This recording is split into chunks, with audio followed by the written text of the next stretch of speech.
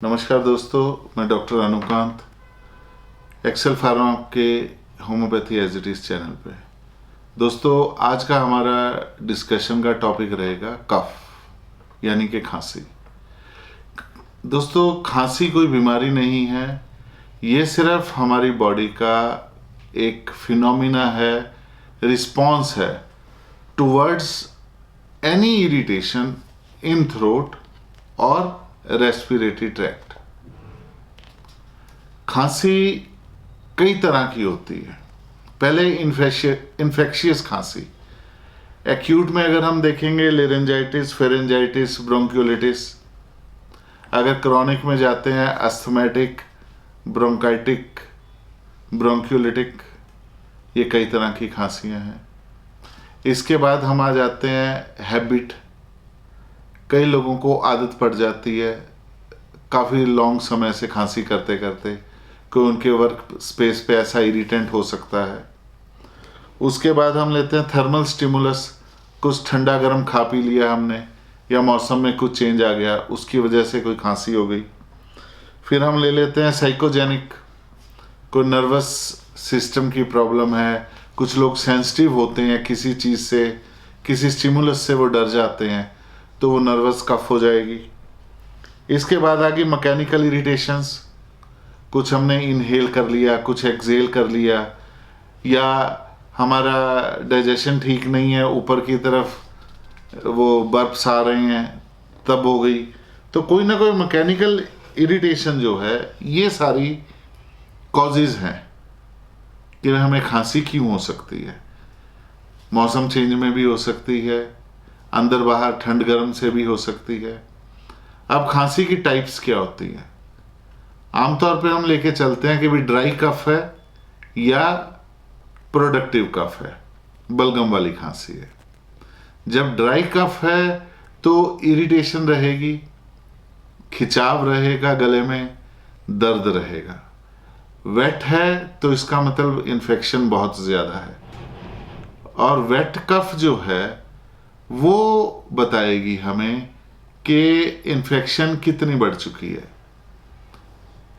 White discharge आ रहा है जो इन्फेक्शन शुरू हुई है, इन्फेक्शन बढ़ रही है तो लेमन कलर डिस्चार्ज है, उसके बाद येलोइश डिस्चार्ज होगा, फिर ग्रीनिश होगा डिस्चार्ज। अगर बहुत ज़्यादा इन्फेक्शन है जैसे ट्यूबरकुलोसिस वगैरह है, उसमें डिस्चार्ज ब्लैकिश होगा।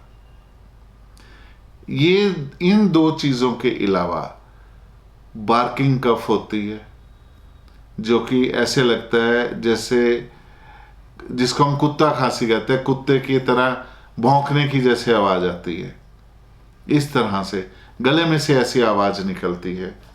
अगर हम लें इसी तरह प्रोक्सिस्मल खांसी होती है कि भी 2-3 खांसी आई एकदम बस। अब ये प्रोक्सिस्मल, एक प्रोक्सिज्म भी हो सकता है, 2 भी हो सकते हैं, 3 भी हो सकते हैं। इसी तरह से पेनफुल सुप्रेस्ड खांसी हो सकती है।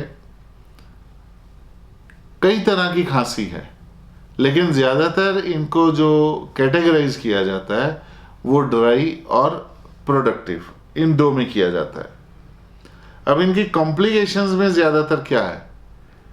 कॉम्प्लिकेशन का मतलब इन्फेक्शन प्रॉपरली ट्रीट नहीं हुई, तो वो इन्फेक्शन कहाँ जाएगी?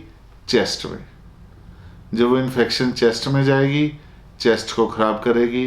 निमोनिया, अस्थमा, ब्रोंकाइटिस, ट्यूबरकुलोसिस, ये बहुत सारी लिस्ट है बीमारियों की, जो कि एक खांसी को प्रॉपर वे में ट्रीट ना करने की वजह से हो सकती है।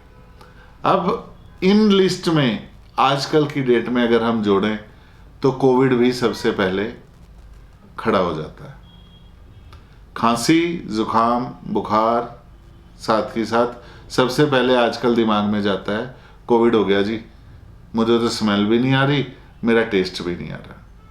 तो दोस्तों, खांसी के लिए अब जो प्रॉपर मैनेजमेंट है वो आपको मिलेगी आपके होम्योपैथिक कंसल्टेंट के पास। होम्योपैथी में हर तरह की खांसी के लिए बहुत सारी दवाइयाँ हैं। जैसे मैं अभी आपको कुछ एग्जाम्पल्स दूंगा ताकि आपको लगे कि भाई हाँ, ये ठीक कहा जा रहा है। ठंडी हवा का झोंका आया, उसकी वजह से खांसी हो गई, एकोनाइट और र्यूमेक्स दे सकते हैं। सूखी खांसी है, कई दिनों से चल रही है, तो आप ब्राइनिया दे सकते हैं। जब आप खांसी करते हैं, चेहरा लाल हो जाता है, तो बेलाडोना दी जा सकती है। वाइटिश खांसी है, बलगम है, हिपरसल्फ दी जा सकती है। लेमन कलर्ड है तो आप फाइटोलेका दे सकते हैं। येलोइश है, फॉस्फोरस कालीबाई दे सकते हैं। ग्रीनिश है बलगम तो आप पल्साटिला दे सकते हैं। ब्लैकिश बलगम है तो चाइना दे सकते हैं। अब गले की खांसी है तो आप इलियम सिपा दवा दे सकते हैं। अगर यहाँ पे आपको लगता है खांसी करते हुए जैसे छिल गया है या कट जाएगा, फट जाएगा गला, तो भी इलियम सिपा दे सकते हैं। अगर आपको लगता है गले में कुछ सेब सा छिलका लगा हुआ है खांसी के साथ, तो हिपरसल्फ दे सकते हैं। गले में रेशा गिर रहा है, कालीबाइक्रोम दे सकते हैं। अगर आपकी खांसी गले से शुरू होकर जुकाम के साथ चेस्ट में जा रही है, तो आप आर्सेनिक, स्टिक्टा, इपिकॉक दे सकते हैं। अगर खड़खड़ वाली खांसी है तो आप एंटिमटाट दे सकते हैं। अगर सूखी खांसी है लेकिन खांसी करते हुए खड़खड़ की बलगम की आवाज़ है, तो सीपिया मेडिसिन दे सकते हैं। तो दोस्तों, ऐसे बहुत लंबी लिस्ट है। ये कुछ मैंने आपको बताई हैं, लेकिन 200 से लेके 700-800 दवाइयाँ ऐसी हैं जो खांसी की किसी भी कंडीशन में, अब आपके गले में ऐसा लगता है सुई चुभ गई है, उस वजह से आपको खांसी करनी पड़ रही है, तो वाइथिया मेडिसिन है। तो खांसी की जितनी अच्छी आपकी मैनेजमेंट होम्योपैथी में हो सकती है, मेरा ख्याल किसी और पैथी में नहीं हो सकती। इसीलिए मैं आपको ये सजेस्ट करूंगा कि आप अपने फैमिली होम्योपैथिक डॉक्टर को खांसी शुरू होते ही मिलें। एक्सेल फार्मा में हमने आपके लिए 2 सिरप्स निकाले हैं।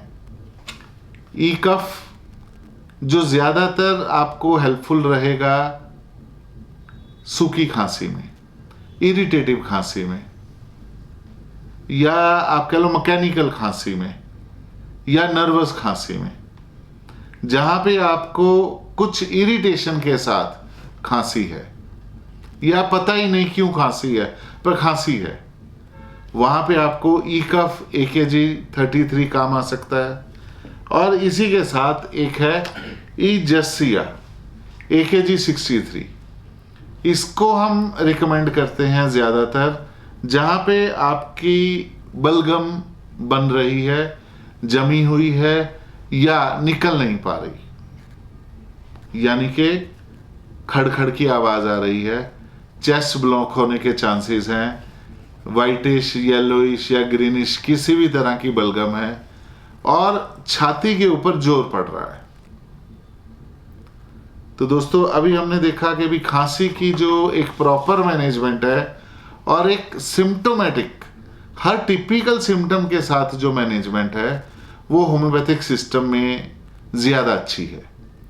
तो मैं आपसे ये गुजारिश करूँगा कि भी अगर आपके आसपास कहीं पे कोई भी व्यक्ति खांसी कर रहा है और आपको उससे लगता है कि भी उसको हेल्प की ज़रूरत है, तो उसे एक्सेल फार्मा के ई कफ, ई जस्सिया के बारे में बताएं, या फिर आप हमें हमारे ऑनलाइन या ऑफलाइन क्लिनिक्स पे कंसल्ट करें, ताकि हम आपको आपकी खांसी से जल्दी छुटकारा दिलवा पाएँ और आप एक हेल्दी लाइफ जी सकें।